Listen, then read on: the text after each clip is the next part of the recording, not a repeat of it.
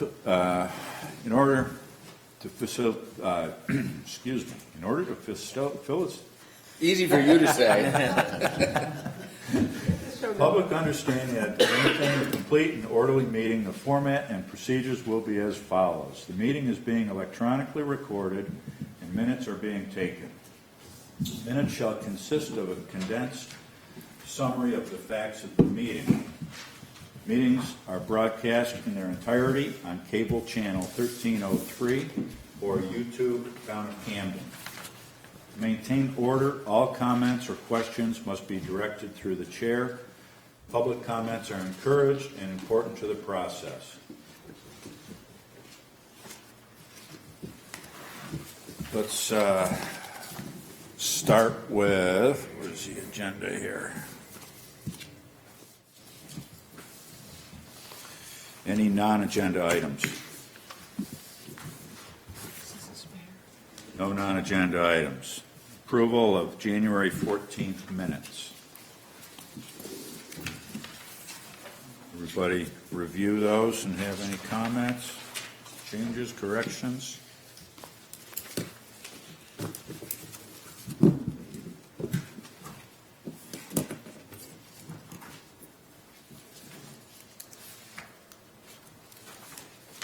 Anybody like to make a motion to approve them? Okay, I'll make a motion to approve January 14th minutes. I'll second it. All in favor? Okay, next, Bruce. Harbor water testing. All right, well, I brought handouts. All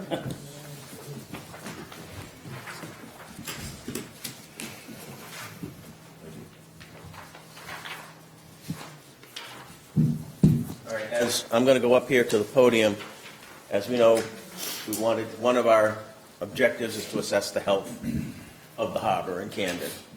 And towards that end, we hired an intern, Abby Blakely. I got her name up here. Abby Blakely to do a report and do water testing this summer. So I got her final report. Bruce, why don't you take the mic? Okay.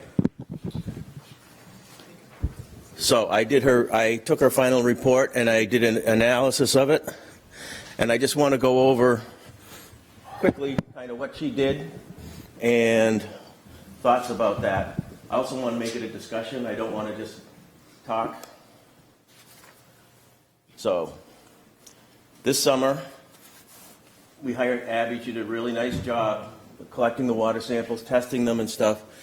And the idea was to measure the current state of Camden's health. I do have some problems with some of her analysis, but overall she did a really nice job.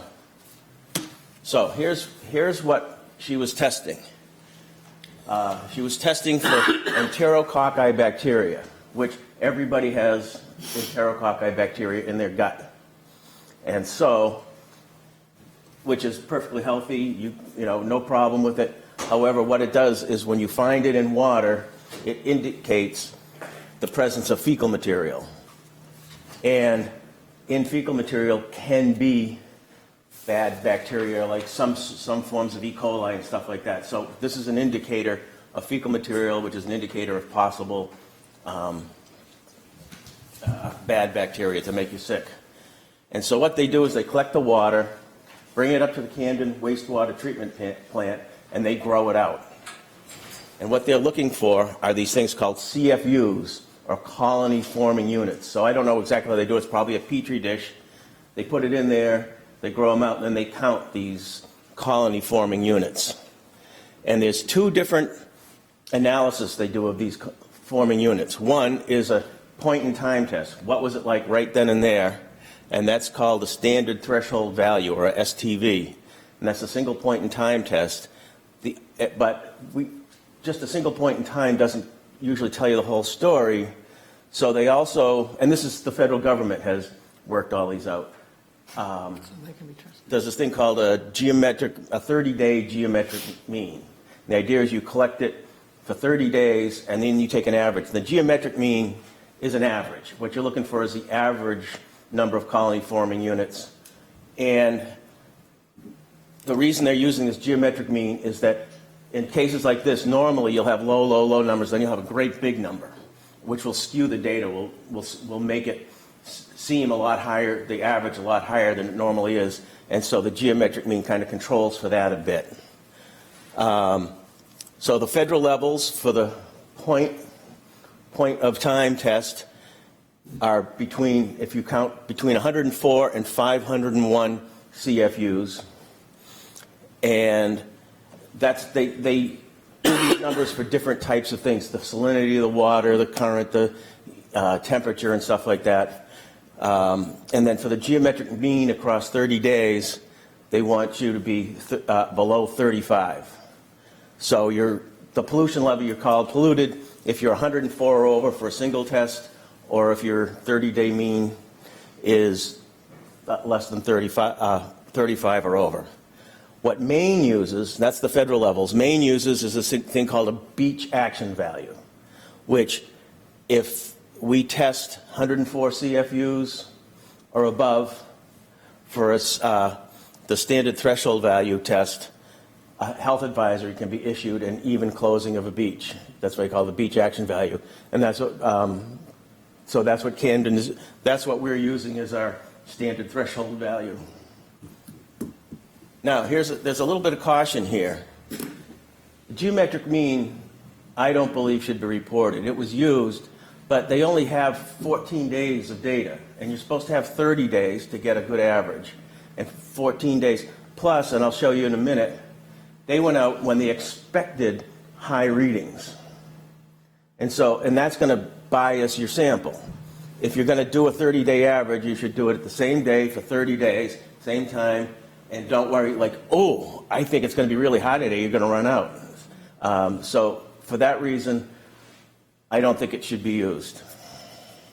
The other problem with the enterococci test is it doesn't discriminate between human and animal waste. Not only do we have it in our guts, dogs and ducks and other animals have it in their guts. And I'll show you in a minute, several of the elevated readings that weren't associated with rainfall had either ducks or dogs in the water. So you can't tell one from the other. You can tell it's polluted. So here's the results. I put together a chart. Abby reported them by sites. I put together this chart, and I'll just go over it. And I also passed one out, and we'll go over that in a little more detail.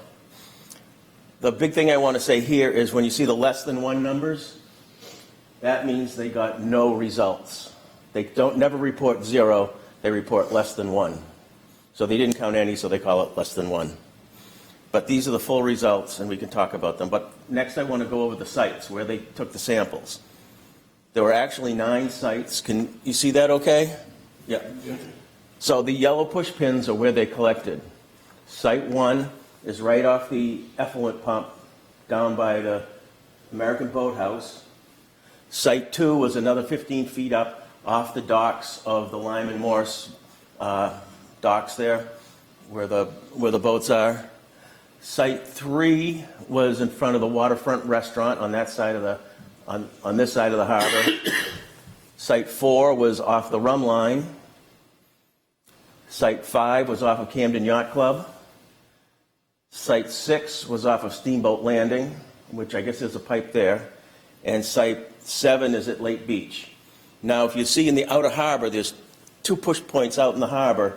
They had, they did some outer harbor testing, and they did it for a few days, and they got no positive readings out there, so they discontinued the tests. So they had they never got any reading for any enterococci bacteria out there. So here's what they did.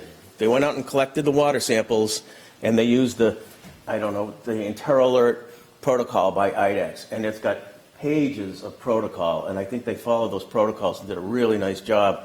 Like, you can't touch the bags with your hands because you might have enterococci bacteria on your hands. So there's all these special tools and stuff you have to use to collect the water and not contaminate it.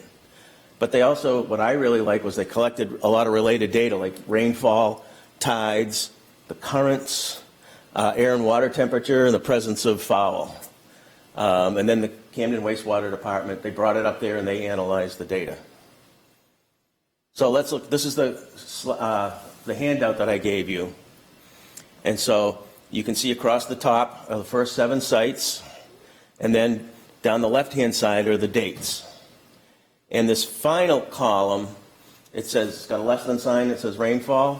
What that means is rainfall, the measured rainfall on the previous day. So if you look at 724, the first row that's highlighted in blue, that means there was 0.04 inches of rain on the 23rd. And so all these lines that are highlighted in blue here, those are all, there was rainfall on the previous day, and they, on that final column, will tell you how much fell on the previous day. But this is the collection. So, and what I did here, just to make things easier to see, is if the CFU count was below 104, meaning not polluted, according to the definition, I didn't include it here.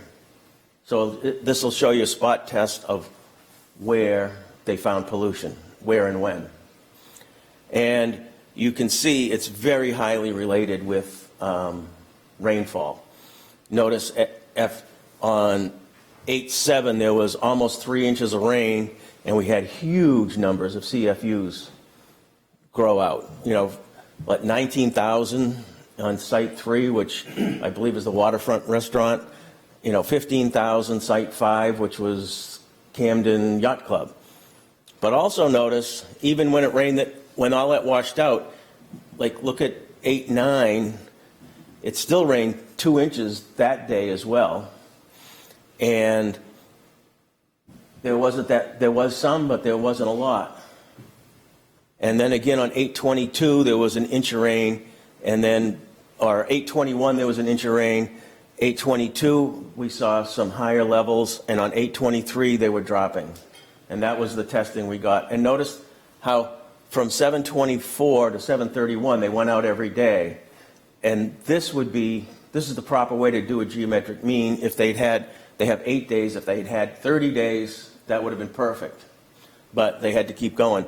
But in August, they went out, and they went out after a rainstorm because they expected high levels. And so that's why in Abby's final report, I think all her conclusions based on the geometric mean are invalid because of the biased collection. Doesn't mean we shouldn't do it. So, that said, here's some results. The enterococci counts are highest after rain. I think that's the elephant in the room when you look at it. It's very highly associated. They're much lower 2 days after rain.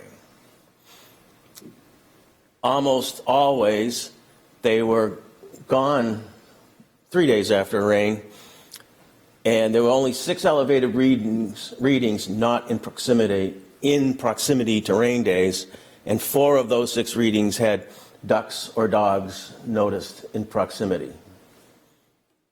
What does that last thing really mean? I mean, literally, these are like big bodies of water, and you have a dog around, it can change that quickly? If that dog poops, that bacteria is in the water. The enterococci. A Newfoundland? Like a Newfoundland's a big dog. I'm just surprised without rain how it gets there. The dog? The ducks. The dog's swimming. They noticed the dog swimming in the water. Also, mostly that was at Lake Beach when they got the one high reading in Lake Beach. Whoops. This 201 here on Site 7, they noticed dogs playing in the water. All the others, especially down off the effluent pipe down by the American Boathouse, they always saw ducks there.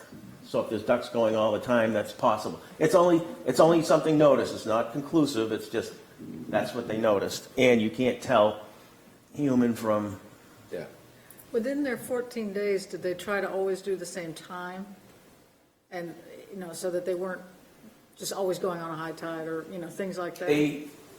I don't know exactly which times they went out. That's in there. I didn't take note of that. But they did note whether the tide was rising or lowering, where the tide was, what the currents were, and all that stuff. I just noticed that it was so strongly associated with rainfall that it seems to me, that seems to be the elephant in the room. If we take care of that, I would think most of the rest is taken care of.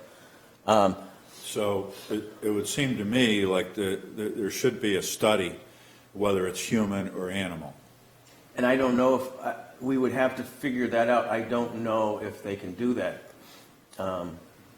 if they have a good test for that. But I can look into that. Wonder if you could do a dye during a rainstorm in the waste system. Yeah, yep.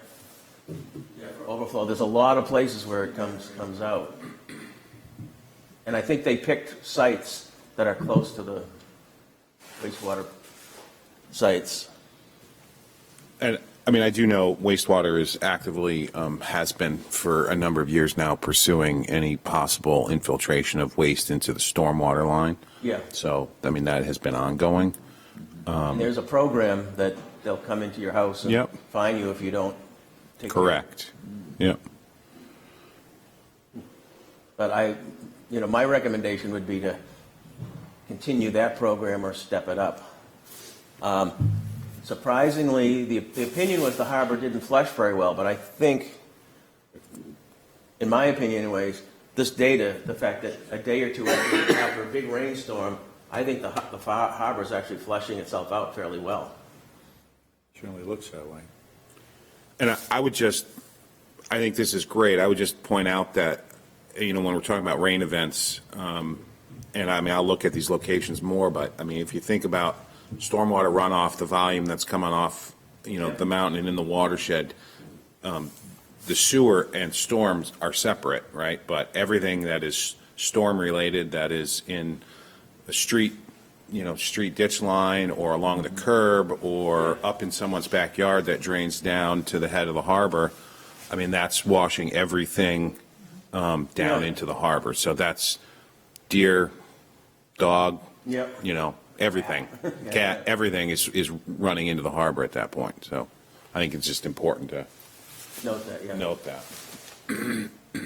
That's a I good noticed point. there's no test site by the river. I noticed that too, where the river comes in. They did do some testing in the river. They did a little bit of testing, but they said, well, we took the samples from the bottom and we think they weren't confident of the results from the river testing. It might be worthwhile to test the river upstream I don't know why they didn't test at the end of the, but down by the fisherman's docks. I thought that would have been a no-brainer, but. Yeah. Just so you know, we do have an intern coming back on board, working for the town this summer. Oh, great. We will be able to use her a little bit. We talked with Audra the other day about water testing, and likely she'll be able to do some of that. We have her for 2 months. I mean, that's kind of the dilemma with a college intern. So, but we are going to do that again. Okay, good. And so we'll include this as part of her work. Great. And I'm just thinking, I mean, we could have our intern, we usually have one or two, do the testing for a month right there at Steamboat, the Okay. dam right next to us. I think we need to Set it off remember, about water testing. There's certain parameters and chains of custody and all that kind of stuff that needs to happen, and Yep. certain training. And so we can certainly work with you to figure something out if we can. Dave Bulstridge will obviously help guide this process. So thank you for that. I think it's helpful. Connections through the Rotary to the Rotaract Club in the high school, and maybe we could involve high school students somehow through that way. I was just thinking, when you got an employee, you're safer, even if they're just an intern. You can Yeah. tell them what to do. Yeah. And there's so many possibilities for contamination of a water sample. I know. So that's the dilemma. And I think based on this testing, I saw no evidence that boats are contributing. Doesn't mean they're not contributing, but based on this, I didn't see any evidence. Because if you remember the first report, half the report was what we had to do to get the boats to use the pump out more. Right, exactly. Put dye packs in every boat that comes in, all this other stuff. But they never got any positive results in the outer harbor, and a lot of non-results in the inner harbor when there wasn't a rainstorm. So to me, that doesn't mean they're not polluting. That means, I think what it means is we need to do more testing and get a proper geometric mean, do it for a month and see what comes out, or a month, 2 months, and decide when we want to test. Do we care about the winter? Probably not so much, but we probably definitely want to test from June through September when there's a lot of activity in the harbor. So. We also care about the other, not just the geometric mean, because if we're going to do a beach closure, say at Lake Beach, you can't base that on the geometric mean. You got to base that on what's happening on the main beach value. Right. I'm just- Luckily, you have to take those point of time samples Correct. to even get your geometric mean. Correct. So you're going to have both. Have that anyway, yeah. Well, if we are able to do some sampling, it would be great to get some done in the wintertime, actually, when there is almost no human involvement in the. Or spring runoff before the Or boats spring are, runoff, spring right. runoff. Yeah, like right now, when it's sort of basic, very static. It would be interesting to get a Thursday, month or however long we can get. Yeah, it would be good, yeah. That would make sense. Come April for sure. That would be a good baseline. It'll be high. Ripping down the mountain. So that was it, if anybody else has any more questions. I didn't know how much to put my opinion in versus just review what was there, but It's great. I think she did a great job. Yep. And do you know why they didn't do the geometric mean, the 30 days? Was it really a timing issue, and they knew, I mean, you know that when we get rainfall, we're going to have high readings, and I appreciate that they wanted to verify and say. They wanted to okay. get those Yeah. readings, that makes But sense. do you think it was timing and just workload It and? only took 14 days of data in total. Yeah. Well, no, they took more. They had trouble doing they got some of the tests mixed up on the first few days, so they threw those out. Then over across the summer, they only had 14 days worth of data. So it's probably just a manpower timing Right, issue. right. Yep. And I don't know how much it costs to do these tests Yeah, it's with the Camden not cheap wastewater. either. If Yeah. they were going to want to do it for 30 days. They have the budget for it. Right. We need some questions like that as well. Yeah, I would just say that I think it's great that there was any testing done. Yeah.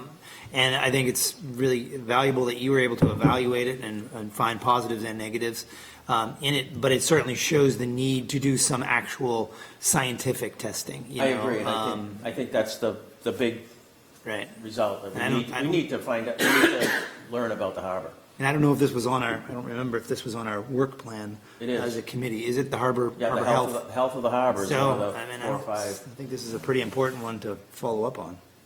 Keep it going. Bruce, do you know if there's any comparison to other harbors around? I don't know. No, I Just don't. curious. I know there's some data out there, but I don't know what it is, and I don't believe it was in the reports. Maybe it was in the preliminary report. I don't know. I can't remember. I can look. I've got them with me. Well, Bruce, thank you. I mean, this, it makes it understandable, your summarization of it. Oh, good, good. Nice job. Thanks. Can we get your presentation, Bruce? Can you email it to us or Sure. something? Or like Well, PDF? I'll send it to Mark, and you can distribute it. That's the way. Oh, no, I'll send it to Liz. Liz. But also, maybe you can, at the same time, include Abby's final report. That'd be helpful. Didn't that go out to everybody? I know, I had to ask for it. The preliminary report went out to everybody, but the final report, I don't know if it did or not. Oh, okay. It may have. If it did, I missed it. Send it out. Okay.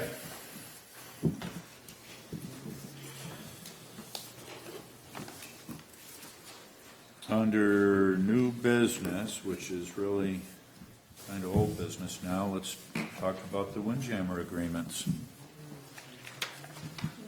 I had a question. Did you go and talk to the library?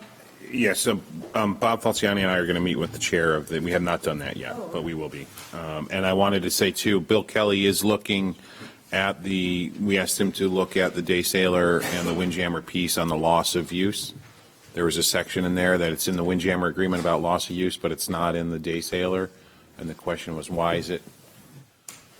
And Bill is looking into that and don't have an answer for you quite yet, but we will have So that. on the current working draft that I sent out to everybody, I actually eliminated that, Okay. loss of use. All right. I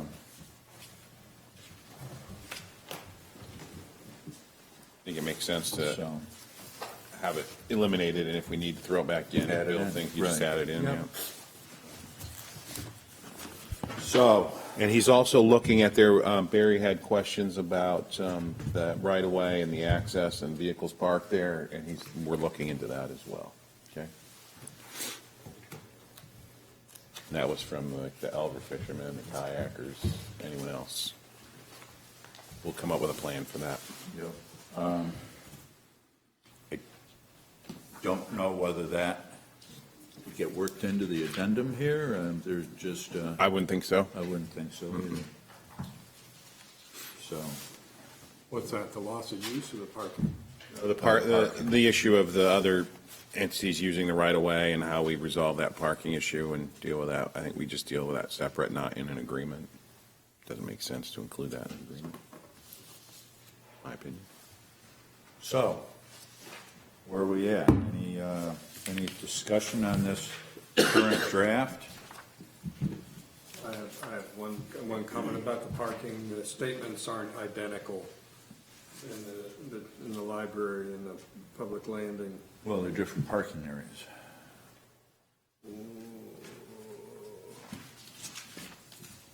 One parking permit, so library, one parking permit shall be provided for the period the vessel is berthed. Parking shall, one vehicle for the period. Okay, well, you know. Public landing one is less clear.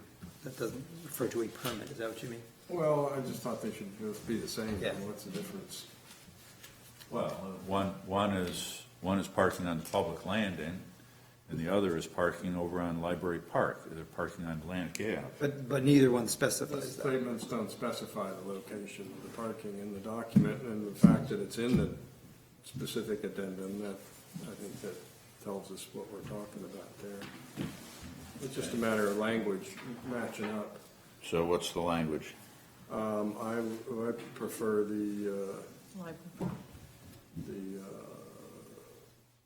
parking shall be provided. The library park addendum is the clearest, I think. One, because that's what it is. It's one parking permit shall be provided for the period the vessel is berthed. So I would just say that is what it should say for the public landing addendum as well, just to keep it consistent. One parking permit shall be provided, period the vessel is berthed. Opposed to parking shall be provided for one vehicle for the period the vessel is berthed. Literally just changing the words around. It says the same thing. But it refers to the permit in particular. Okay. So we'll use the E on Library Park. Yeah. Okay.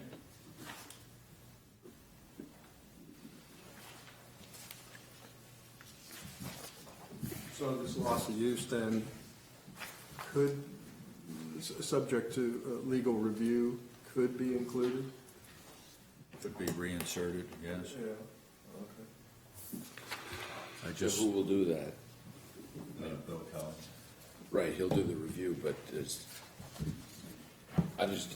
when things disappear, then the question is, does anyone even have it in mind anymore? Or is it effectively killed? As far as this goes, I mean, I would think Bill will have an answer to us if we definitely need to keep it in there within the next week. And if we need to keep it in there, we'll just, Talking about the loss of use? Is that what you're talking about? Mhm. Yeah, okay. and it's not in the day sailor agreement, correct? And it was included in this one, and why was it in this one? And that was the question. So if we can just nix it from the agreement, we'll nix it from the agreement. If Bill thinks we ought to keep it in there, we'll let you know within the next week if we ought to keep it, if he thinks we ought to keep it in there. I mean, the point is, I mean, what does it mean? what is the loss of use? It's the floats burn out. Well, I guess maybe I'm thinking of something different, which was the person's not using their. Oh, use it or lose it. Yeah, that's what I thought you were talking about. No, this is loss of Oh, okay. Yeah, yeah. use of This is it. destroyed by Correct. fire or other casualty. Right. Sure. Yeah. I just had one question regarding the day sales, the 15 days day sales to confirm. That 15-day day sales with 48 hours notice to the harbor master is the system that the select board approved for last year. Is that correct? Yes. Okay, so that just carries it forward. The concern I had on that was people who do it, if you're going out on a regular one-night cruise, is the boat always away from the dock for at least 24 hours? Unlikely, I don't think. What would we do there? The concern is you've got one-night cruises, and I don't know if they start at, you leave the dock, people come down and leave the dock at 11, and you're back at the dock at 9 the next morning. Right. Well, that became one of your 15-day sales. I would say on a one-night cruise that you'd probably be away for 20 hours. So the idea of that being overnight away from the dock maybe is more important than the 24-hour Right, and that's number. just, Yeah. my concern is that, in theory, they're limiting the day cruises, which I think we probably think of as probably usually are like, I don't know, 4 or 6 hours, something like that. But now someone has extended that to 24 hours, so if they are away for 20 hours, they just used up one of their day sales, because that's how we've defined them. Well, we're defining them for overnight. That's not, it says, a cruise, a day sail cruise shall be considered a cruise of less than 24 hours. So if we just said you go out for 20 hours, you just used one up, even though you thought of it as an overnight cruise. And some sort of language, I don't know, a day cruise referring to being away Not during overnight. daylight hours. Yeah, not overnight. Because it could be a One of movie. these goes in after dark. Probably not. Rather not. But you do sometimes. But I think we could say that yeah, it wasn't kept out overnight. Overnight, Literally yeah, we'd have to overnight say overnight. would be probably the term. Yeah, I would change You're the right. less than 24 hours to some other phrase. Yeah. And it appears in both agreements. Simple enough. What would that language be? I don't know, I think I'd be How about using- if we just did less than 12 hours in duration, or less than 8 hours in duration? That would solve it, wouldn't it? Overnight, in 8 hours. Right. Exactly. Well, but do you, See, what we're trying to do is distinguish between day sales and the regular trip. Well- Regular overnight I trip. think if you put 12. I mean, I think that does it. Instead of number of hours, just say, can we just say overnight? Overnight, I think that's the term. That's what we're using as the definition, overnight. Yeah.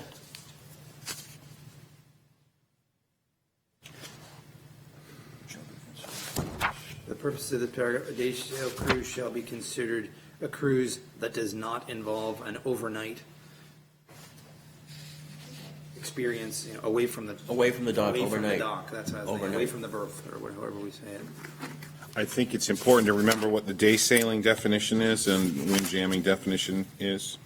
And remember, a windjammer is a windjammer that principally operates as a windjammer, which is how we are able, or maybe primarily, which allows you to do day sails if you're a windjammer, right, sometimes, because you're still principally a windjammer.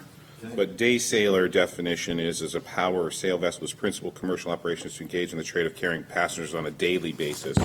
And then the windjammer is traditionally rigged sailing vessels' principal commercial operation is to engage in the trade of carrying passengers on cruises of at least one night or longer, is how it reads. Which conflicts a little bit with the windjamming, at least the old windjamming license, which says you got to be out for how many nights if you're a windjammer in the agreement? Didn't it say a certain number? You used to say 3. 3 days. 3 days. But the definition of a windjammer is at least one night or longer. I'm just, We were trying to bring, I believe, the license agreement in line with the ordinance. that would be my preference, but, I mean, the ordinance is the ordinance, and if the select board want to continue with that 3, they can do that as part of the agreement. But I hear what you're saying. I'm just, Yeah, well, I think that's, the important part of the definition to me is that it's a vessel whose principal commercial operation is to engage in the trade of carrying passengers on cruises at least one night, during which time room and board is served. I understand. I agree. I hear you. I would like to see a little bit more of that language in this license agreement. And the other thing about the number of days,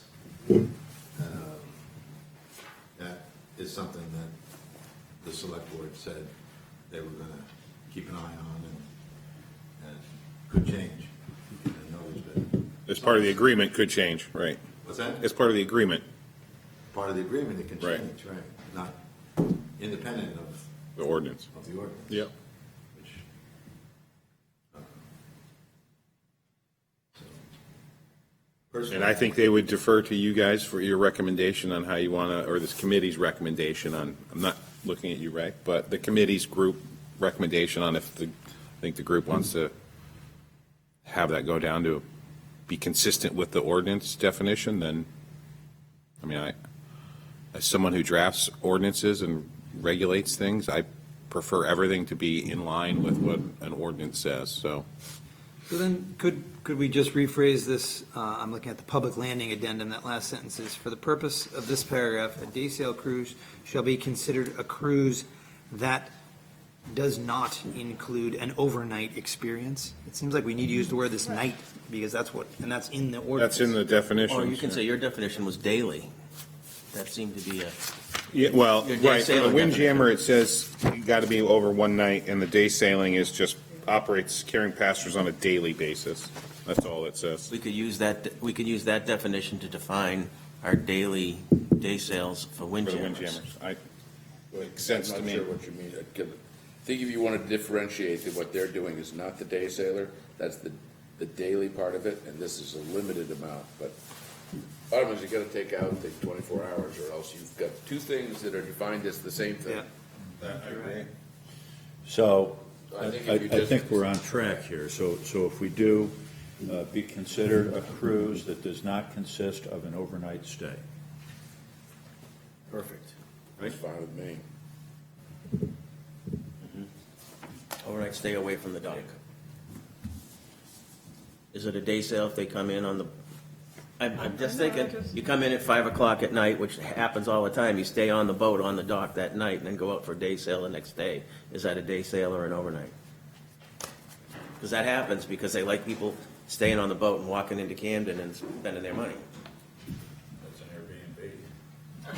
But it happens. A lot of these windjammer trips, right, don't you start on the dock? None of us, yeah, we all spend the night, would be going to a day sail the next day. Right. I'm just talking about the definition as opposed to what you're, Yeah. I mean, I would consider that a day sail. Yeah, you guys are starting to get into the you nitty stay gritty. I mean, overnight there's and a then few sail the times next- where if it's really bad weather, you'll come in early, but then you feel bad and go for a day sail because you came in early to duck a storm. But I don't think we need to really. I prefer not to do that. I think the Maybe harbor worry about that master when ought to the be able problem to comes up. manage that. Yeah. Don't make All a right, problem. the one thing that concerned me here is for the 15-day sales.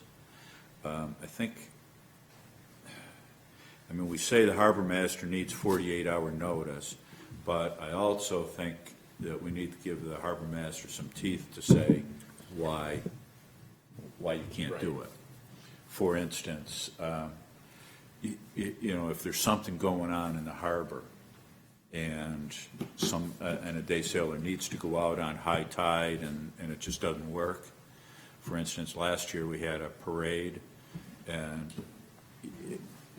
that way the harbor master can say, no, you just can't do it. You can't What's the figure it out. difference- What's the difference between him having control over that situation, which is a day trip, and somebody's going out for 6 days? He's still got to manage that traffic or whatever. We all communicate with the harbor master coming in and out pretty much every trip, regardless of the length of the trip. What do you think, Steve? I think it's okay the way it is. The way it is? Or at the discretion of the harbor master or something like that, I don't know. So would you actually keep, because one purpose is that you'd be keeping a log, that's the so-and-so's 10th trip. We have a log like that. Yeah. Yeah. My department keeps that. Okay. I had one other, which is the inspection of the main pump out, blah, blah, blah, for inspection by the Camden Harbor Master upon request. Oh, you're on the On the main schooner, the main Windjammer? agreement, aren't you? Yep. Oh, are we trying That's to all finish the addendums finalized, first? this is all. Oh, it's just, Everything I with was- 2020 on it has been approved by the select board and is done. it's just, we have it with the day sailors, it has to be part of their annual review, and I was hoping that we could do the same with the Windjammers. Well, this goes to the Windjammers and the day sailors. Okay, well, we spoke at length that their pump out was going to be part of his annual review for the day sailors. Or Paulus, and this says upon request. Now, we can insist that Pixley makes it an annual request, but. My understanding was that was part of his annual review. Okay, it just, it doesn't specify that, All that, paragraph 8 and paragraph 9 Right. were added by the select board. okay, So those are all, okay. Okay. Mark, I think you had a question over here. I'm sorry. Yes. Going back to item C, which talks about the length of the trips and the number of day sales, in the library addendum one, there's still, the part that says that the day sales can only happen with written consent from the trustees of the Kansas Yeah. Library. We know that when we're working on that. That's just still, It's still there. I'm not sure anyone's actually gotten that written notice over the last many years. Well, we've never gotten a reply. Right. It's more There of you a go. thing. If you're gonna put something in that says we need, then they need to know that they're gonna be getting emails. It'd be really nice to actually maybe have a contact person within that's in our addendum, so that we actually have a person that this person is going to reply in a timely fashion. From my perspective, if you send an email and you get no reply, you're good to go. Well, but you're the person that likes things, to be by the board, and it says right there, we need written consent. Written consent, and I would rather turn around and say, you guys give them written notice and let it be like that. I think the town ought to go to the trustees. We are. And get this approved as a blanket thing. It's absurd to think. Trustees, I don't know how often they meet. It's not that often. They're not gonna be approving day trips that you pull together on 1 week notice or No. 48 hours notice. No. Right. I read this as, we can't have this here without the trustees approving of the process as opposed to each individual time. And if the trustees say, well, we still want have the same 48-hour notice, I don't know why they would. But I just think that you take care of it by going to the trustees and having them say, that's fine. And then it's, as opposed Then this could to be- then this- envisioning each trip getting a separate permission. And then this paragraph could be altered to say, but only after providing written notice to the trustees of the. How about No, I'd like to see if we change that, only in the event that the trustees of the Camden Public Library approve, and just eliminate the provide written consent. So if, like you say, if they approve of it, on an annual basis, it's done. Right. So we, at the head of the harbor, have to get 90 approvals. No. No, my point's the no. opposite. Three votes, This No, is it's the 45 opposite. day sales. It's the opposite. We gotta get 45 approvals from the harbor master, and now you're saying we have to write 45 No, emails that's to the exactly what we're not library? saying. You get one blanket, the whole. At their Well, January season. meeting, they approve the day sailor format here without further notice to them, What- each individual sale. What I'm saying is when you sign this agreement, it's, the library committee is approving this. Well, that they will have to. Yes. I mean, they don't have to, but if the library says, well, that's fine for you guys, but we're not actually approving that, then this is meaningless. Yes. But we're not gonna set up a situation where they're approving à la carte each individual day sale. They're gonna approve that, yes, we don't mind if they take some day sales. And they tell Pixley, good. Right. No further contact with the town, with the And it's trustees. their property. Yeah, so if the library board does not approve the concept of day sales Then you're for the screwed. windjammers at the head of the harbor, does that change the economic value of those berths? That's a conversation. Great question. That could be a conversation. Certainly does in my book. For sure, for sure. And I If think, you take away 15 day sales. well, yeah, no, that's a good We're not. conversation. That's a big, no, if the harbor, excuse me, if the library committee says, we don't want any day sales, Yeah, if. you just took away 15 times, Yep. I can get $4,000 for a day sale for a wedding charter? We're gonna only It's already currently in the agreement, right? See, the thing And is, you're Three already, is, no, only 3 is in the current agreement. right, but you're also Our agreement allowed has under never the, changed. right, but last year it was taken to 15. No, Well, our agreements at the head of the harbor were never rewritten I hear you. to reflect 15. exactly. And we So- asked so- for that, and we got Very. 0 response. So you don't have 15-day sales. We do not. So We they're have not 3. taking 15-day sales away from you. I don't, I So it asked, doesn't- So it doesn't affect the economic value of your bird. but you're saying, but Does if it- why so- can't I so- ask for that? Because now we're adding 15-day sales, so it should actually increase that economic value. Because Ray got his 15-day sales, and his price didn't change what I owed him. Okay. It's a different birth, though. But it pays the same amount. Yeah, but ours are the exclusive, as I quote, captains in the harbor. We have the premier berths at the head of the harbor.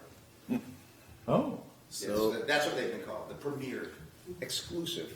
Am I not? Yeah, what are you vying for here? High rent that's Higher- up higher there, prices, that- where we have less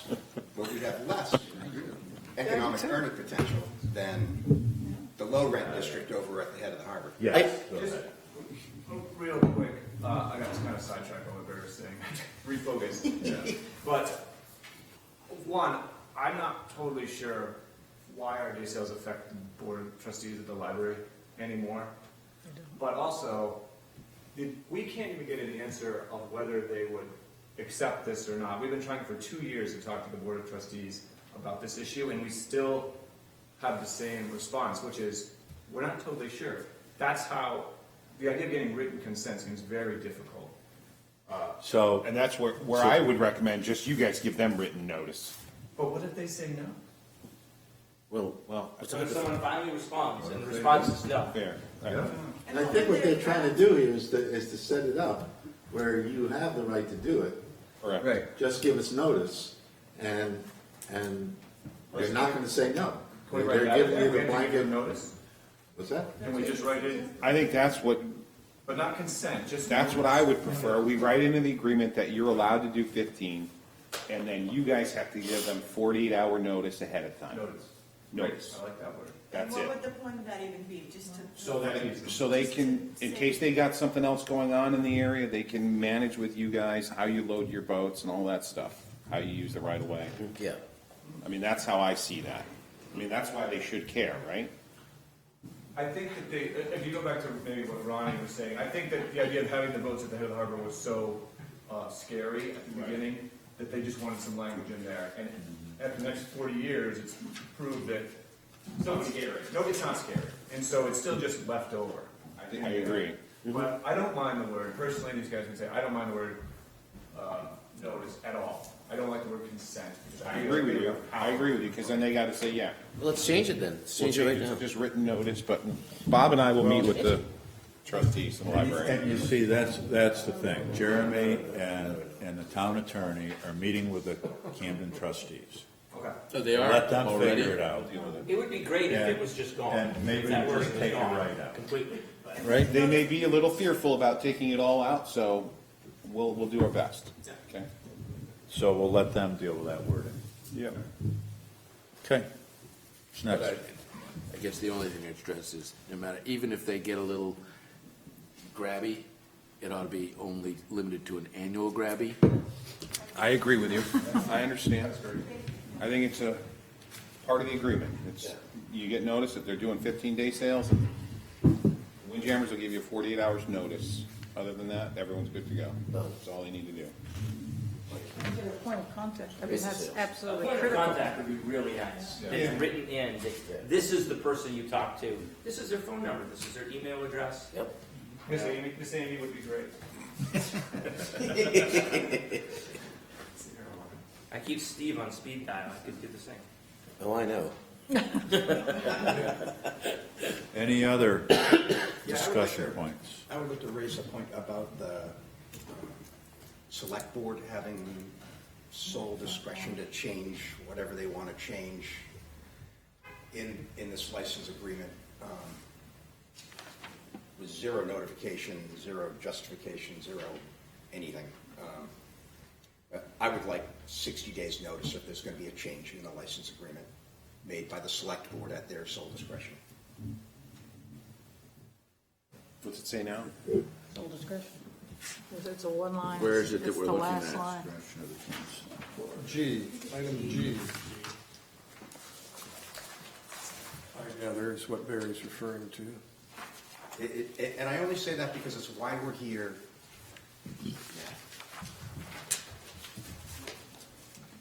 The select board made a change in the license agreement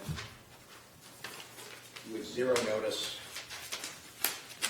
to any of the other license holders in the town. And that created a kerfuffle. And I'm not saying it was a bad decision. I'm just saying if there had been some amount of time that people could use to respond to the select board's concerns or changes in agreement, that we would have at least some amount of time, and I'd prefer 60 days to respond or adjust my operation or leave the harbor or whatever.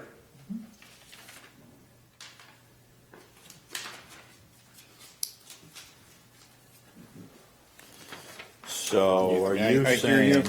I think he wants to get rid of that last sentence, that last item G or whatever it is, at its sole discretion. Amend this agreement at its sole discretion. That's the one, Barry? No, I don't think so. I think it's paragraph A. Birth and produce immediately or the following season at the discretion of the Camden Select Board with 60-day notice. Well, that's for non-payment, right? It's just for the fees. That's for fees. Flip it over. But then to G. paragraph G B, relates to it being a license instead of an agreement. So I think you should ask the town attorney whether there can be some sort of notice provision in there, because otherwise, if you don't have the ability to amend it, it's not really a license, it's a lease.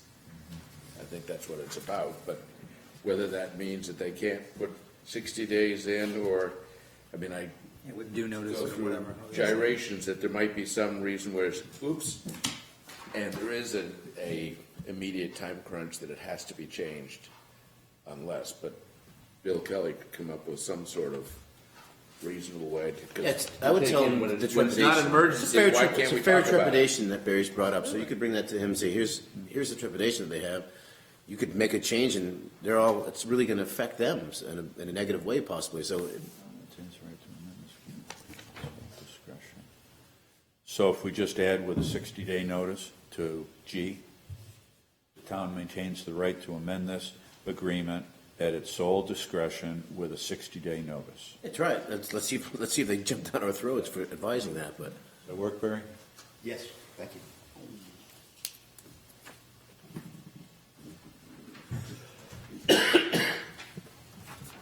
Yeah, and I couldn't comment whether or not that's gonna,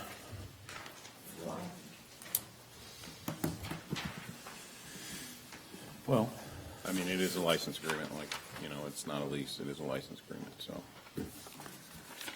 And what's the distinction there? Can you elaborate on that and Bob's A comment lease is too? enforcement. In other words, you can kick ass. A license says you have it basically as long as I'll let you stay there. Right. Just like I let my neighbor park in my driveway, that doesn't mean he gets an easement over my property. Well, he may, adverse possession may Right. give him If the it right goes to on long park there enough. forever. But if I gave him permission, then he can't.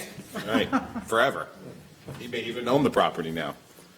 Not if I gave him permission, even once. Right. I break the chain. So we'll talk, I'll talk with Bill Kelly about that one too. I understand. I mean, I think Now I'm confused. I think everyone understands the town how values the Windjammers and what you are for this town. I can't fathom that the town, any town select board on a whim is just going to say, okay, you guys are done, see ya. No, but the town has already, the select board has already made a decision that kind of threw a monkey in the wrench for the entire commercial fleet on the waterfront. And it's why, you guys didn't do anything wrong, you're only here because that happened. You know, the whole granting of 15 day sales, which was a valid request, but with zero notification to anyone else at the, you know, who was working on the waterfront. That was a pretty big deal.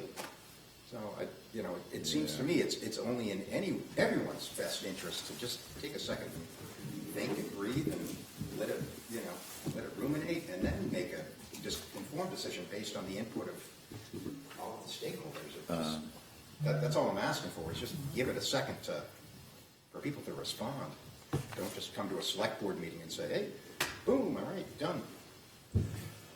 I would agree with you, Barry, and I think that it is wise that we ask for the 60-day notice. That being said, I think it is important to do what you guys have done in the last month, which is get on the list for getting the agendas of all the meetings that are happening, including the select board, because the select board does have to notice their all their meetings. So I wasn't at the meetings when the day sales were added to the Windjammer licenses.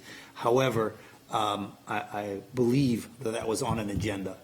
And so that would be something that you guys, but now that being on the list to receive notice that the meeting is happening, you could say, whoa, they're talking about Windjammer licenses and adding day sales. We need to go, or at least if we can't go for sailing in the summertime, we need to send an email so that our position is represented. I think, unfortunately, that does fall to you to stay on that as part of your due diligence. See now. Yeah, our former means of staying on top of that is to have someone on the board who would notify us if something came up, even as a non-agenda item. Someone on at a that harbor select board. committee or select board meeting. See, now to take that one step further, wouldn't you think that if the select board is making a decision that affects your agreement, shouldn't you get a certified letter? Yeah. Wouldn't you think that would be the appropriate action there? And how do we make that happen? I mean, if you can just add that, and within 60-day notice, upon receipt of certified letter, that 60-day notice starts. Something, I mean, that's easy to wordsmith. Well, But certified letters and all sorts of I think my thing was ordinances. that Mr. Falciani at a harbor committee meeting, after talking about this, said, we all live in the same harbor, we can talk to each other. So a certified letter is wonderful, and that, if the town wants to go to that extent, that's awesome, but, to quote his, or paraphrase his own sentiments, someone just needs to talk to us. And yes, a certified letter would be wonderful. That covers. I mean, I think that covers that if we're going to go 60 days, Yeah. when does that 60 days start? Right. That starts the day you receive you sign the certified letter, I mean, So you that's, don't want it to be signed. People don't always sign for those things. that's true, and they come Then back, you get the second card and the third card, and then it goes back. You just- we'll serve you, but sheriff will serve you soon. Nobody signs those anymore.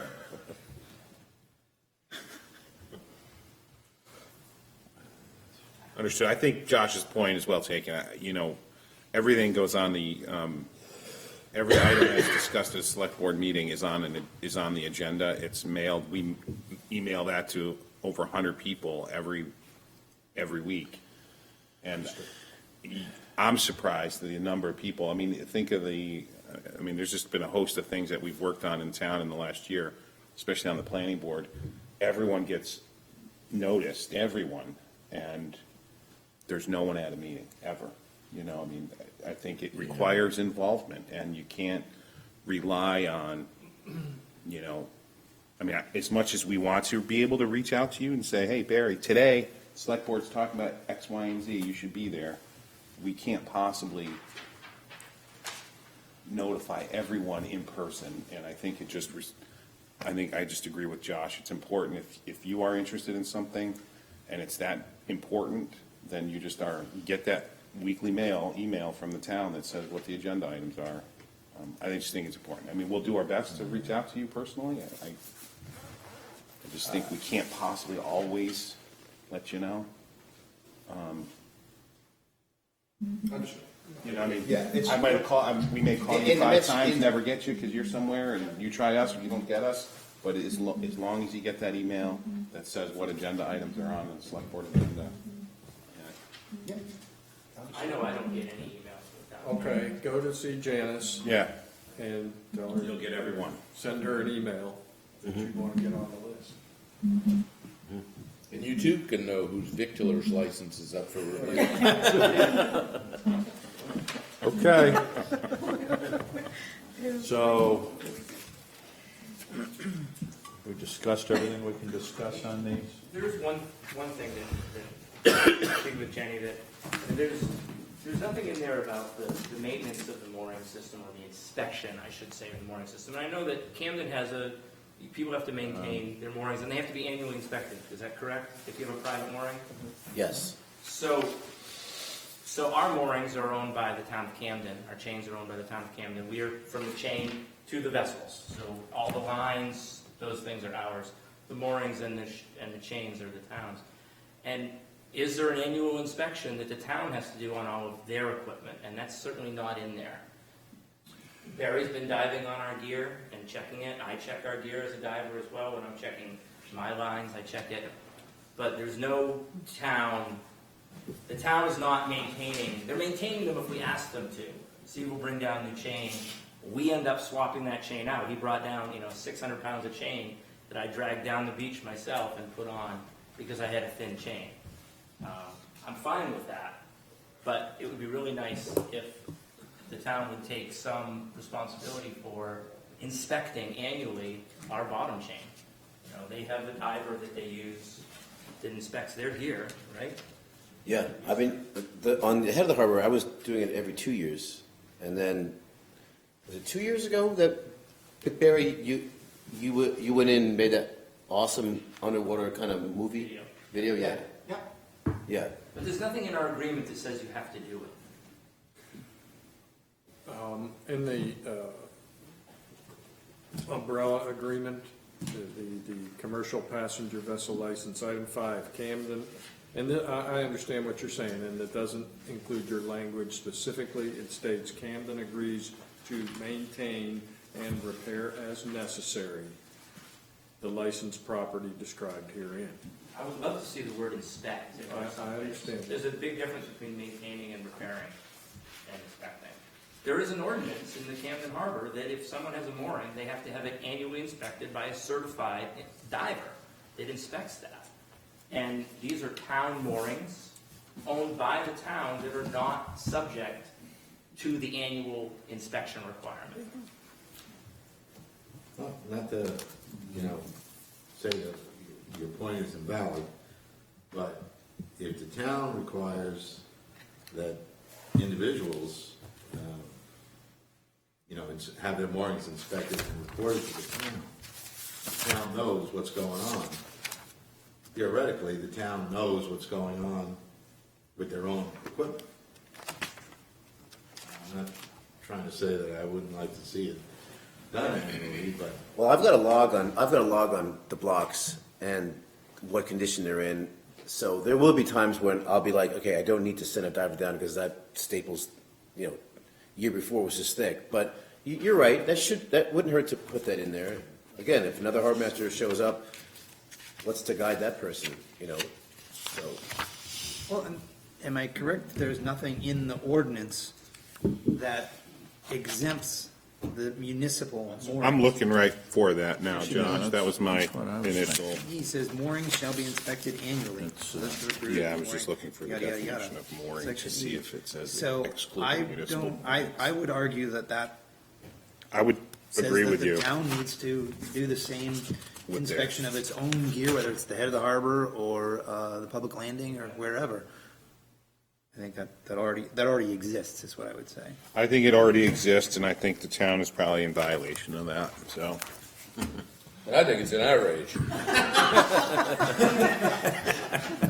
we probably Straighten that already out, can Steve. manage that and deal with that under current, the ordinance that it currently reads, and I'll work with Steve and Audra and Bob Falciani to tell them we need to do that annually.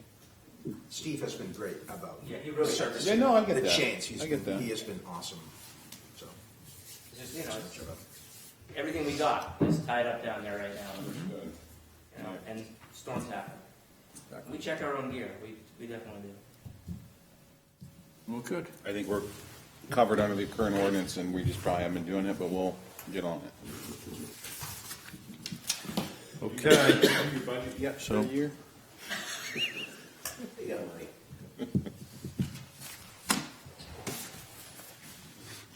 Addendums? Finished? Done. Done.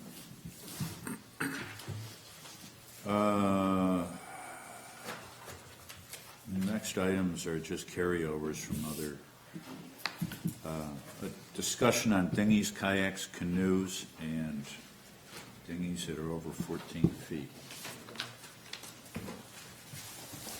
Anybody have any thoughts or discussions where we can improve? Well, I think What's that the context Steamboat of the Landing question? is a mess. What's that? Steamboat Landing's a mess for much of the summer. Yes. Because you get essentially square rubber boats in there that don't slide and move around the way traditionally. I mean, I think when all of this started, you didn't have as many of the rubber duckies. They were just rowboats that could slide in and out much easier. And it's like a jigsaw puzzle over there trying to get boats to move so you can get to your own boat. And then I try to leave mine with a long string because I know what's going to happen. And I don't know what Stuck way out the there. resolution is. It's, to me, because I don't own one, it is partly essentially rectangular rubber boats, which don't just behave the same way as a normal rowboat would. And so you get gridlock. Of course, the rubber boats don't destroy you the way some of the regular rowboats do, but, so, I don't know what the. What was the discussion, what was the topic, or why is this on here? What were we talking about? Well, it's just because of the situations at the dinghy dock. You know, it's just a discussion and brainstorming on how we can improve situations. Well, I think if we can continue to explore ways to store other vessels, whether they're kayaks or canoes or whatever, we should continue to do that. You know, I was at the Harbor Park this weekend for the polar plunge thing, and I'm looking at that ramp thinking, okay, well, people, if you have a kayak, why aren't you going in right here? It's a great ramp. Yeah. And At Harbor Park. At Harbor Yeah, Park. right. And so I thought, well, should we, and I know Ron has some strong opinions about this, but, should we have a rack system here for non-boats, I would call them, canoes, kayaks, paddle boards, whatever people have over there. And should we, and I know the previous harbor committees have looked at doing something like that at Lake Beach. Well, actually, that would be the library committee, wouldn't it? It would, So- and we're running into, because so if we So start when- encouraging more kayak use over there, then we start conflicting pretty significantly, I think, with the windjammers, and their issue with all the Parking. kayakers that are parking down there. So I'm not sure we want to do it at the harbor park, but I hear you, I mean, it's a And great you- spot for it. Lake Beach, I think. Can is you a run better that spot. by the harbor committee, or the library committee while you're talking to them? Get from the Next parking lot down to the beach. Or Launch from down, there. it's not so bad I getting know back many up. people, oh yeah, we send people there. Land Trust is like, there are public launching places for kayaks, and we encourage them. But it's the issue of, you can, and I tell people, you can drive down, but you can't leave your car there, and then unload and then get But you out. see, and the thing is, I mean, if there were racks there, people in town could just walk down. I get you. So it wouldn't be a parking You'd be issue. better off doing that at Steamboat, where there already is a rack. Right, yep. And Yes, you would, but You can't walk we could do Steamboat both. Landing. We could do both. Why not? not even a half a mile. It's exactly a Well, half a mile from my that's mother's house another to pet Camden. So you can walk The there. parking at Steamboat is a Steamboat has problem. been but ridiculously cut restricted. back. Yes. For no good purpose. I mean, the road leading down to the launching ramp is almost 4 lanes wide. And I only have a pet theory, which is not based on fact, but that someone just bought a house and decided that they didn't want to see parking. So particularly right along that, as you come around, I forget what's, the head of Steamboat Landing Road or whatever, used to have probably 7 or 8 parking spaces there, and it didn't present an issue to anyone other than the person on the corner, is my suspicions, and now you can't park there.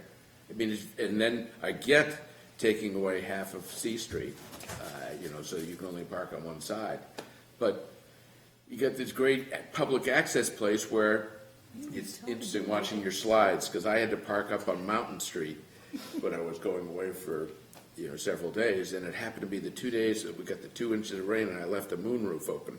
But, because I'm going back and forth like crazy, and I'm parking, a solid 5 or 10 minute walk from down there.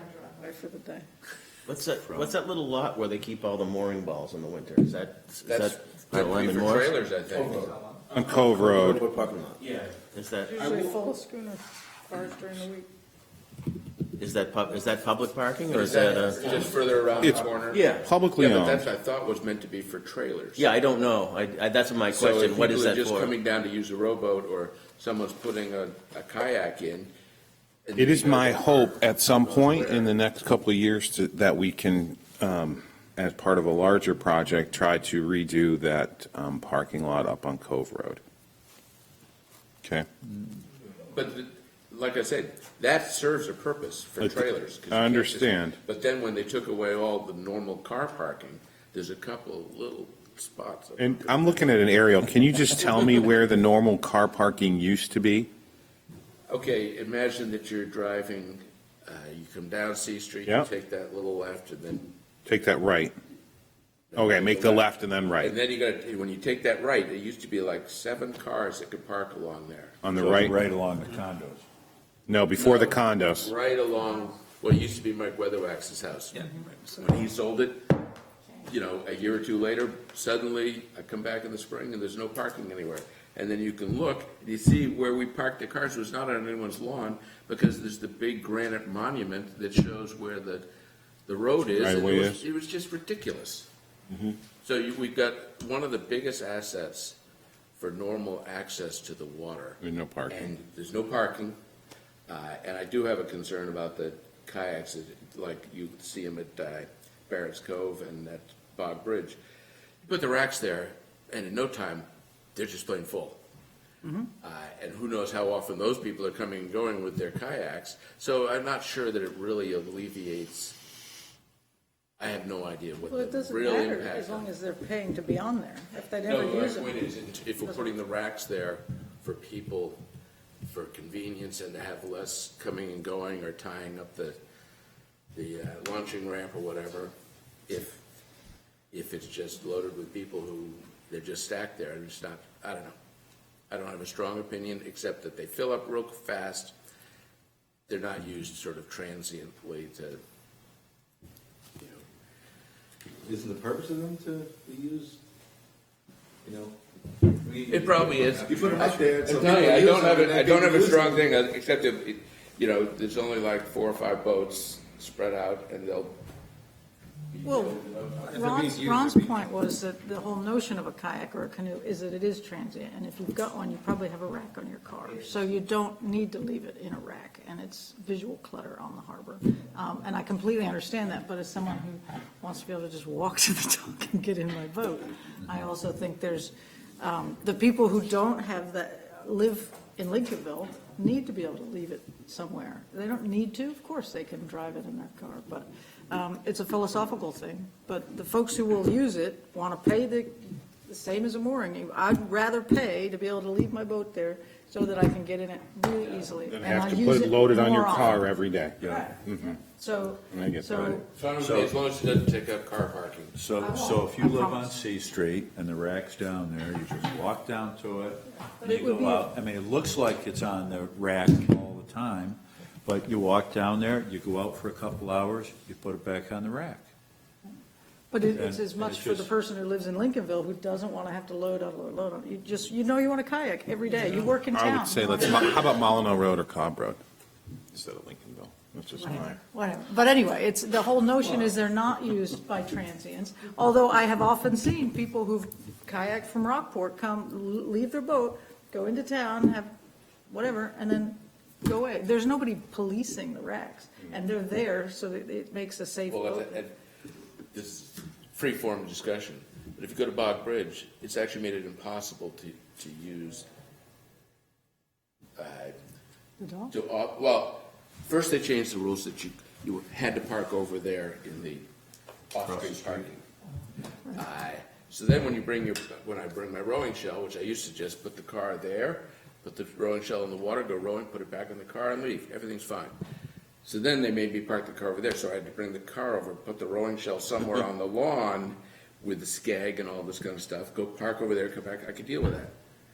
Then I had injuries, so I wasn't doing it. Now, it's all racks. So what am I meant to do? Leave my rowing shell in the middle of the concrete parking lot?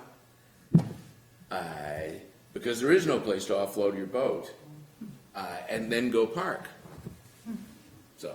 I think that's probably a conversation with the Parks and Rec Committee and Beth to figure out that. I agree. Yeah, because also Hosbrook Pond has a rack, right? Now they've got a nice dock. If they don't have a rack, they should.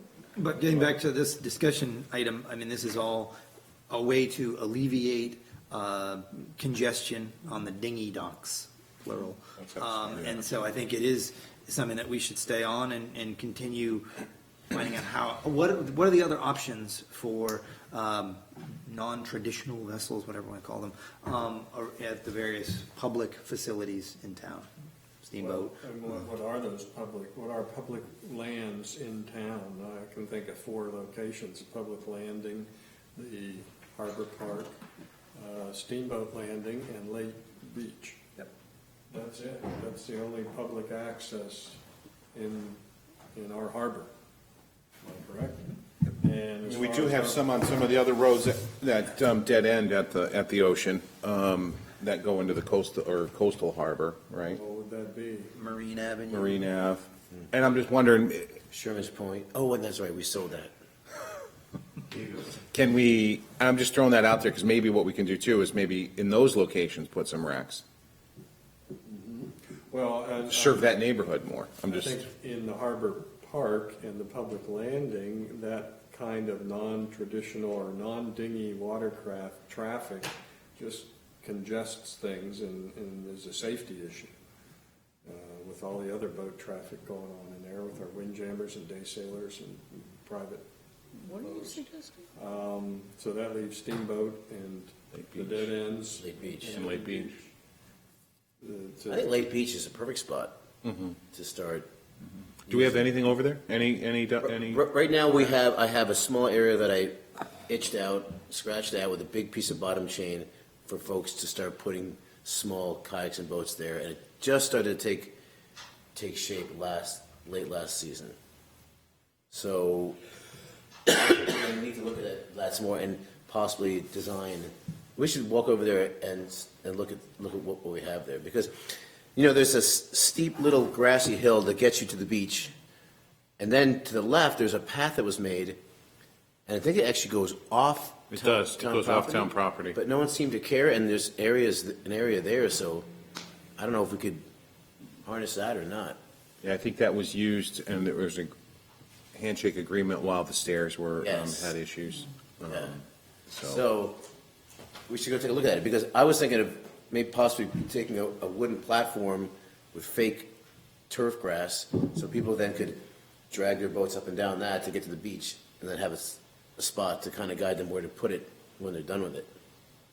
Why don't we refer this one to the Parks and Rec Committee? Well, I mean, because they've got to kind of manage how Lake Beach is used. I mean, that's their role, yeah. right? In public Well, recreation. I'm why just don't throwing we that just out get there. it done? Why don't we put it together and Tell them we want to do that. say, this is what we want to do, sign here, Fine with that. That'd be good. make it happen. I mean, I think Lake Beach is a prime spot for it. obvious spot. But I And I also, agree. You add that whole mix into the harbor more and more, it becomes well, and a safety I issue. think keeping kayaks and canoes from actually being able to be kept in the water and selling them, tickets to leave it in the water. Yeah. Because that was See a what- concern before, that there, and I've seen them, tied to the dinghy dock, canoes and kayaks. Yeah. And They get that's sideways. pandemonium. Take And up the whole that dock. just should not be allowed. They shouldn't be able to buy them. They should, as long as we have an alternate option for kayaks and canoes, Yeah. I think that's. I think, because they also fill up faster. and the other thing is, the restricted, dinghy is restricted to 14 feet. Well, yeah, it's a All right? dinghy. So what happens, you get a permit, and you say, yeah, it's 14 feet, you put your 16-foot boat down there. My thought is, well, you weren't upfront about what you're putting here, so boom, here goes your permit, and thanks for your money. That's what I would say, which is why I also You said know? we should have increased, and we did, how much it costs him to take it out. And no questions asked. It's a canoe, it's tied up at the dinghy dock, and you pull it. So this is at the head of the harbor that this is happening, or? But even at Yes. Steamboat. I've seen canoes and kayaks out there. But I'm thinking on Shouldn't the be at a dinghy dock. dinghy permit, maybe we ought to just put a paragraph in there that says, Play by the rules. these are the restrictions for dinghies. If your vessel doesn't meet this criteria, you will lose your permit. And you're gonna go collect So, those. Simple as as long as that. we're talking about what is a dinghy. Is it? Yeah. Like ragu, it's in there. About Josh's point, so what could we do? I'm thinking steamboat, I used to be at the head of the harbor, I don't see it as much anymore. Dinghy? But the other problem is, these are not, I think of a dinghy being literally a dinghy and oars. And then there's dinghies that have a 3 horsepower engine, which you could carry down and put on your dinghy each time. And then you've got dinghies with 8, 12 horsepower engines on them, these rubber duckies. And when they come in there and then they tip the engine up, it makes it a whole lot harder. The jigsaw puzzle is a lot more dangerous and difficult. And so you could say a dinghy is a dinghy that's stored without an engine. Not that you can't come down and put your little engine over the back, but these boats are planing out there Yeah. with 8 to 15, not 15, 8 to 10 horsepower. There's bigger ones, There are- I've seen them with like 50 and 60 And that horsepower. to me is just not a dinghy. But it's still a tender. I don't care how long it is, it's not a dinghy. Well, if it's a tender, Are we talking about a tender or a dinghy? how do they get to their boat if they can't use it? No, you can The bring point the is what the engine dock with you. is for, and if I can row to my dock, then the person with the 15 horsepower engine doesn't have to have a 15 horsepower engine tied up at a dinghy dock. That's a boat.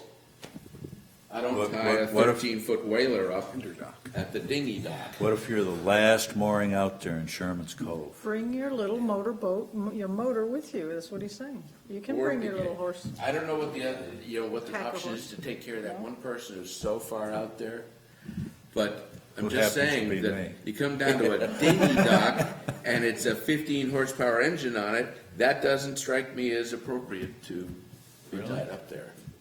No. And I realize the world is changing from Bob's world to some other thing. Just like, garages used to be 1 or 2 car garages, not 4 and 5 car garages, and et cetera. Yeah. But I don't agree that these Start with taking the inflatables, the canoes 15 horsepower engines, are dinghies. There's something else. Well, Well, Bob, thanks for That's a your thought. opinion. Now, that's what I really think is an outrage.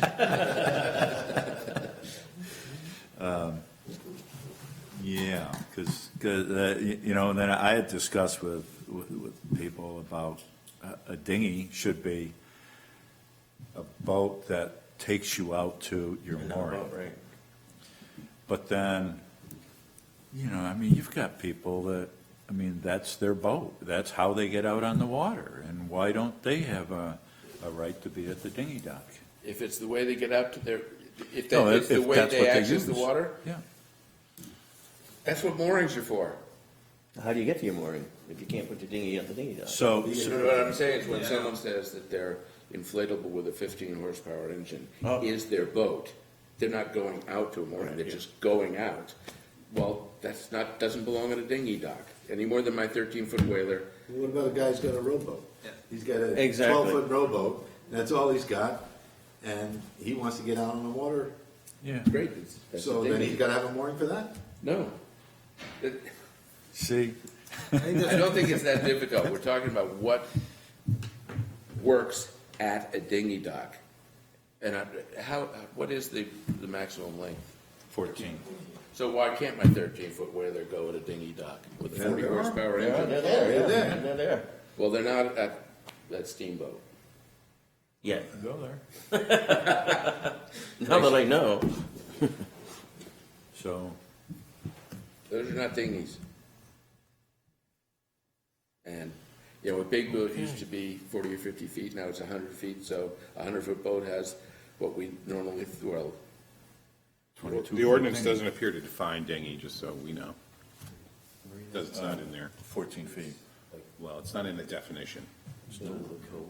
So I think that, Doesn't- if the goal is to, and I believe it is part of our mission or whatever, is to encourage more public use of the harbor by as many different groups of people as possible, that it's important that we provide facilities for each of them and make sure that they don't conflict with each other. So therefore, on the dinghy dock, or docks plural, we would have, that is a place for dinghies, whether they are used as a tender or as a vessel that someone goes and rows around Curtis Island every day, that's fine.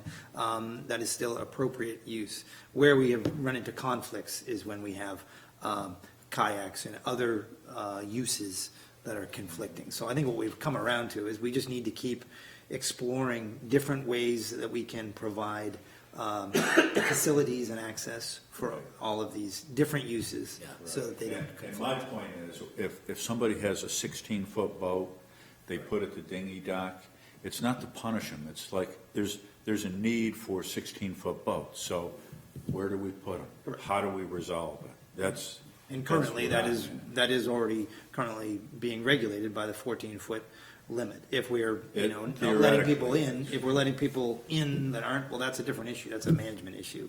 You know what I mean? Well, there's a lot of kayaks shorter than 14 feet. Yeah, so we could have an area just for 16-footers in that Yes. little area right to the left, and you go out, really close moorings, shallow areas next to those gray condos. If we could start getting, you mean between the Wayfarer soon as you- travel lift and steamboat, or where are you talking? yeah, there's a shallow area that Yeah. we could have a string, we could have a string of small 16-foot areas. I mean, if someone gets on the waiting list for a 16-footer, I would do that, but there is no one on the waiting list for a 16-footer. It's because they're at the dinghy dock.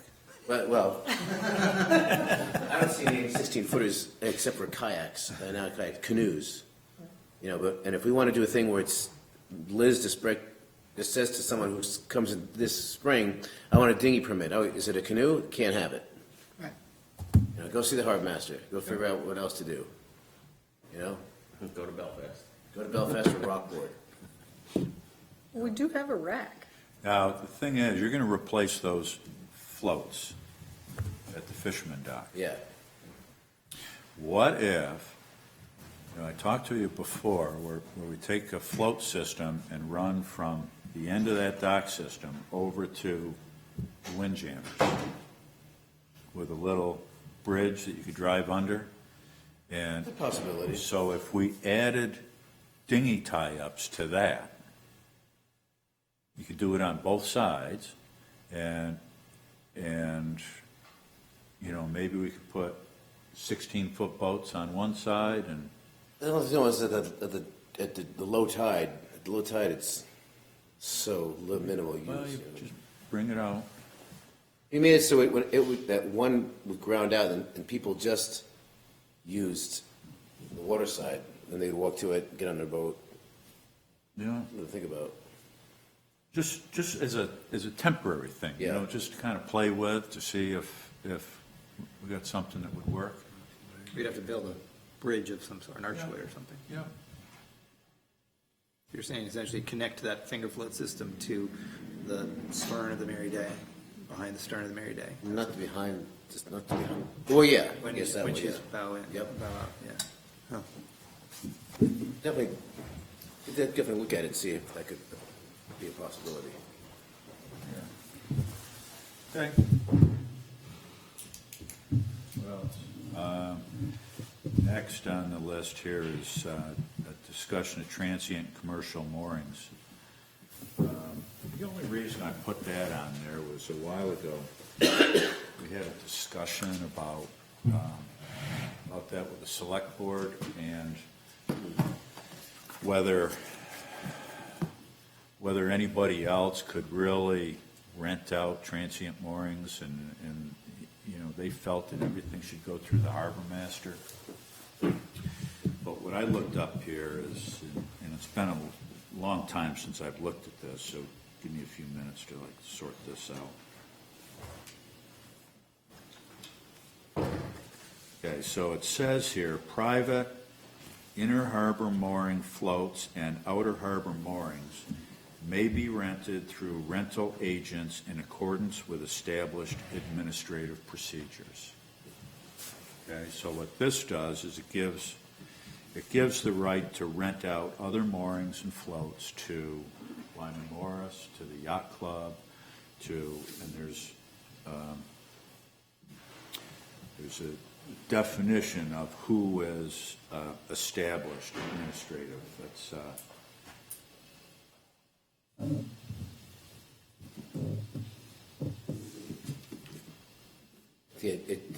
So to know it's what they have to have. Yes, the assignment of transient mooring sites by the harbor master shall be made to commercial marine enterprises or marine-dependent businesses. It is required that any commercial marine enterprise being granted permits shall provide mooring reservation systems, VHF contact. greeting and directing incoming vessels by telephone, radio vessels, or, and then marking transient buoys with moorings, identification numbers, provide dinghy floats, trash removal, and recycling services and restrooms. That was about 15 years ago we put that in. Yeah. 14 years ago. So I just wanted to bring that up, just to clarify that a little bit. That's it. Old business. We've covered everything in old business, and now we're on to Harbor Master's report. Just to follow up on the Army Corps thing. Yeah. And I should have said this in the non-agenda items, but Army Corps is looking at a date to try to schedule to come up here to talk about the breakwater. They move like molasses sometimes, so. So now, Would that be a special meeting with us, or they're just coming to meet with? No, my thought would be it would be with the Harbor Committee. It would be a public meeting and let the Army Corps. could that be a select board meeting? I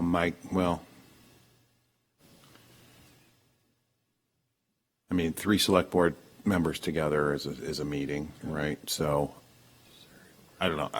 I don't want to have it be a part of a select board meeting, right? Normal meeting. Yeah. But it would probably be advertised. I would assume 3 select board members would come, so we would have to advertise it as a select board meeting if they come. I'd rather do it during the day, but I think it's a Harbor Committee meeting in the morning, and the select board comes and public comes. That's how I see it. Yeah. So I would suggest maybe that to make it convenient for them, I mean, we could just convene anytime, and we don't have to like structure it. Agreed. Yeah, you guys will convene when they, Only when, thing on the, yeah. You would convene a meeting when they have the availability to be here. So, I mean, if they could be here anytime Thursday. Correct. That's how they're going to tell us when they can be here, and then we're going to have to figure out how to plan for that. Just do it sometime Steve's not skiing, Snowboarding. snowboarding. We have to wait for April or May for that? Hey, you can come out the hill anytime you want. Monday or Tuesday.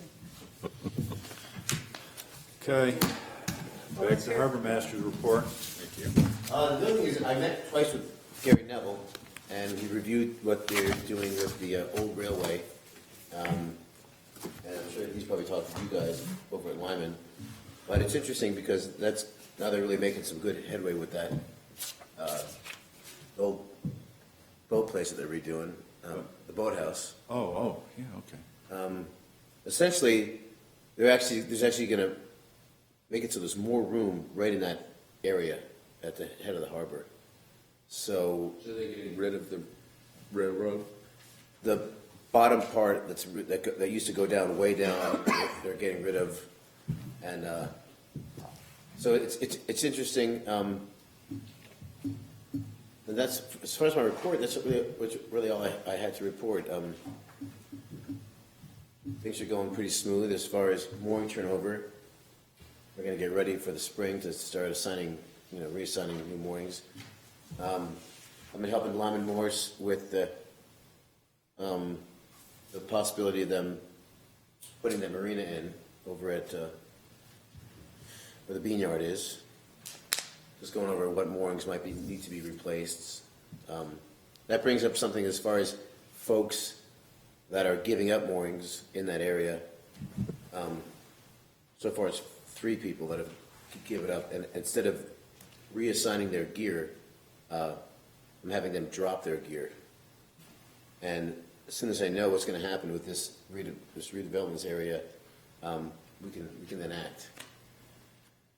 So that's about all I have to report. So they keep a mooring, it'll just be on you to reallocate where it goes. Yeah, it's almost like I'm trying to make it so I have a pocket full of available moorings.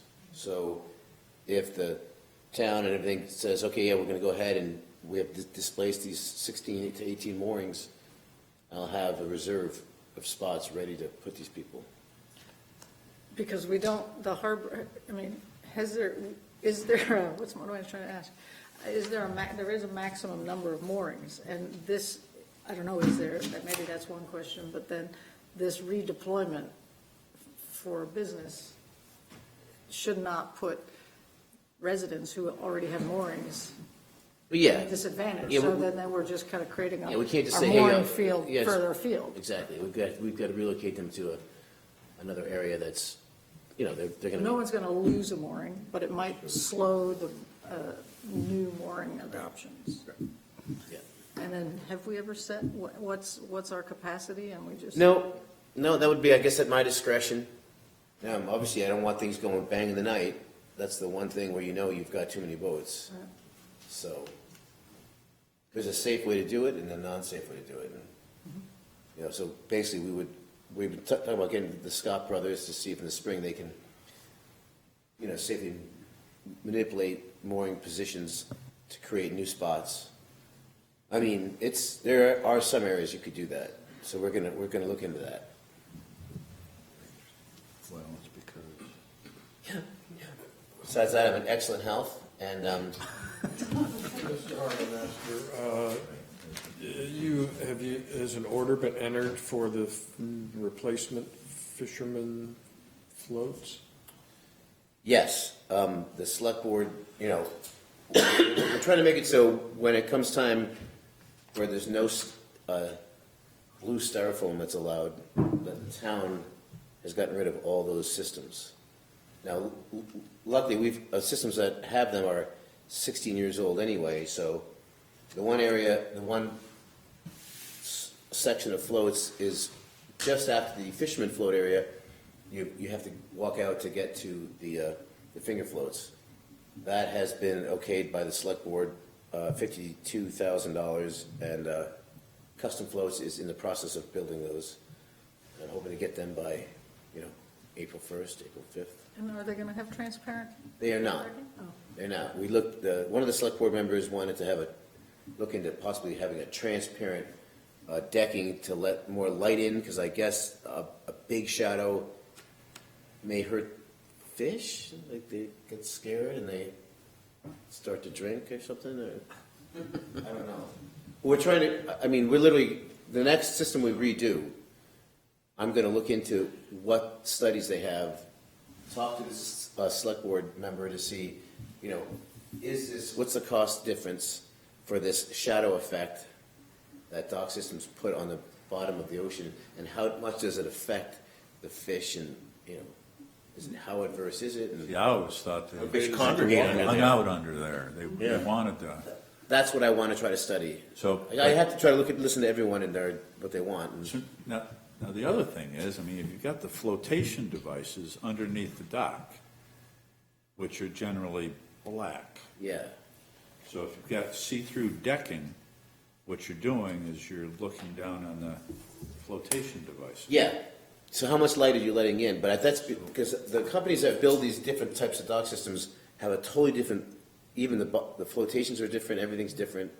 So the big question is, the small research I've done is that they don't do these as far as for commercial use, because these new float systems, whether or not they help the fish or not, and I'm going to find that out,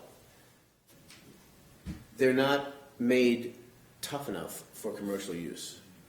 So I decided to not go with it for this certain system. I suspect they're used by people who want to put docks in where there's eelgrass problems or whatever, and it's the way they get approved. Could be. It could be. I think they're using quite a bit in Seattle, Washington State, where they have salmon. If anyone, knows about that or researches it and finds something, send it to me so I can look at it and help me out. Because next year, I want to redo the 86-foot long dock right in front of my office that still is wooden. Didn't get redone. And I'd like to, for the dinghies on one side and transient overnight dockage, and use the stop and go area, load and unload. I'd like to redo that one, and I also like to get rid of the two chains and the blocks and put a dolphin system there, just like to match the other one, so that whole system is going to have dolphins. That would be 2021.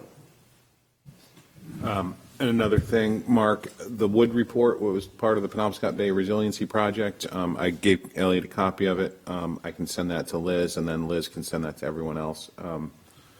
The Department of Marine Resources Maine Coastal Program picked a handful of towns in Penobscot Bay to look at our working waterfront, or all these communities working waterfront, and how they're resilient to climate change, if they are, and what we can do to adapt our waterfront infrastructure. So that report's done. I'll just send that to Liz, and she can send it out to everyone. Good. Good job. Meeting's adjourned. Meeting, what schedule? Next meeting,